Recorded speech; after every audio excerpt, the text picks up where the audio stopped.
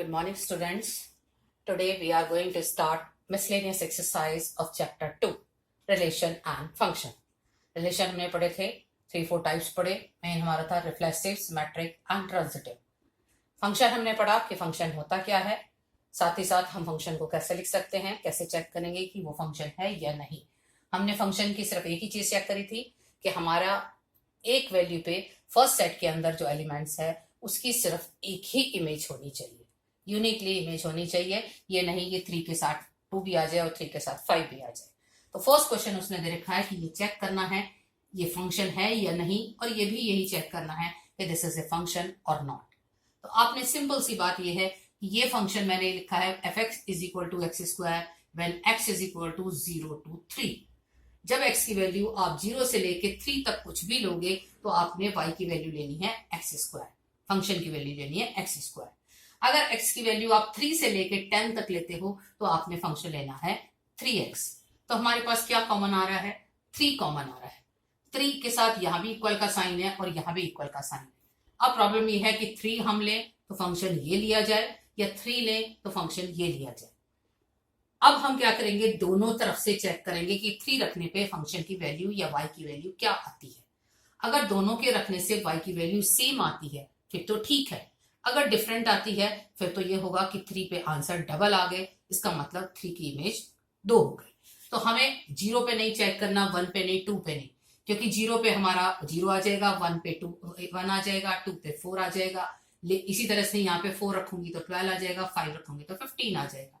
सिर्फ हमें इस वैल्यू पे चेक करना है, 3 पे चेक करना है, क्योंकि 3 पे हमारे फंक्शन डबल दे रखे हैं.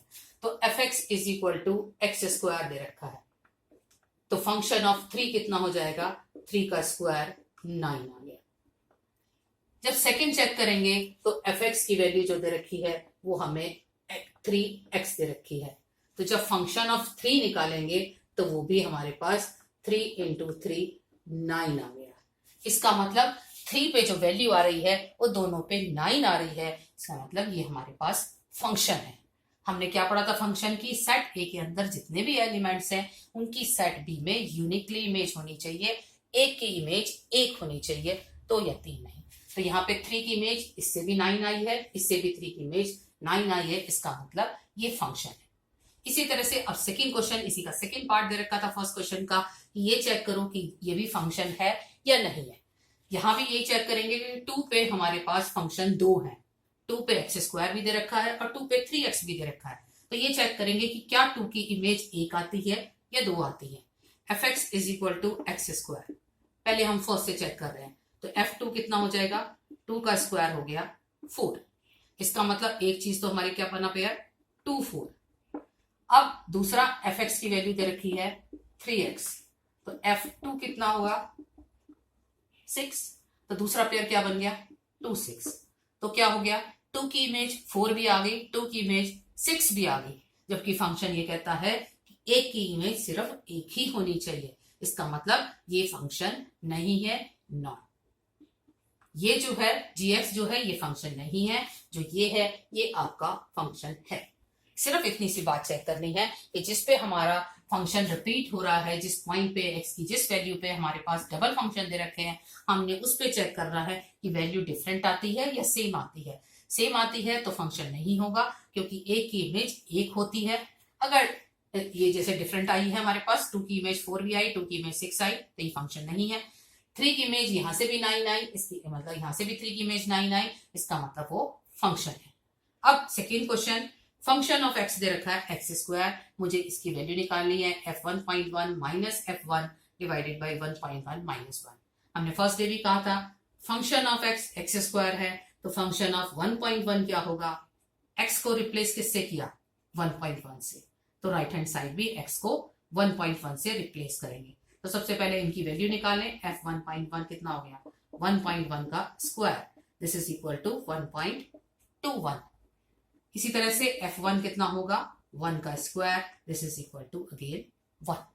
नाउ पुट द वैल्यू, ये मेरे पास आया, इसके अंदर रखेंगे, इसकी वैल्यू कितनी हो जाएगी 1.21 minus 1 divided by 1.1 minus 1. 0.21 divided by 0.1 and answer is 2.1. कुछ खास नहीं, फंक्शन ऑफ एक्स दे रखा है, आपसे जिस मर्जी की वैल्यू निकाली जाए आप इजीली निकाल सकते हो। फंक्शन ऑफ 1 निकाल लिया, फंक्शन ऑफ 1.1 निकाल लिया और दोनों की वैल्यू सब्स्टिट्यूट कर दी।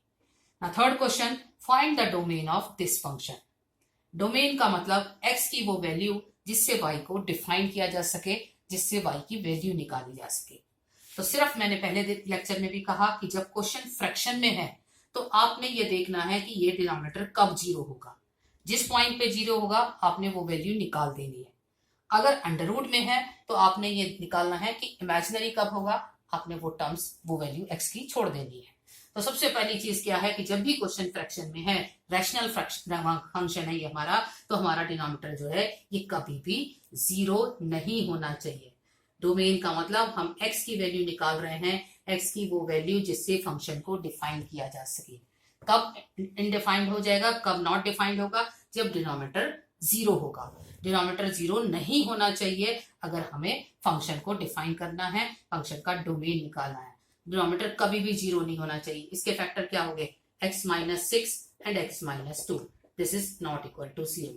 इसका मतलब क्या है, x जो है ना तो 2 होना चाहिए ना 6 होना चाहिए। बाकी उसने इसे दे रखा है, यहाँ क्वेश्चन के अंदर दे रखा था x belongs to real number. तो रियल नंबर में से कब प्रॉब्लम आएगी, जब हम x की वैल्यू या तो 2 रखेंगे या x की वैल्यू 6 रखेंगे। तो जो इसका डोमेन आया, डोमेन को d से रिप्रेजेंट किया। Domain of function is real minus करली ब्रैकेट में, करली ब्रैकेट का मतलब ये पर्टिकुलर सिर्फ 2 ही नंबर हैं, 2 ही एलिमेंट है, कुछ और नहीं है, 2 से लेके 6 तक नहीं। अगर यहाँ पे क्लोज इंटरवल लगा दूं या ओपन इंटरवल लगा दूं तो हो जाएगा फ्रॉम 2 to 6 या इन बिटवीन 2 to 6।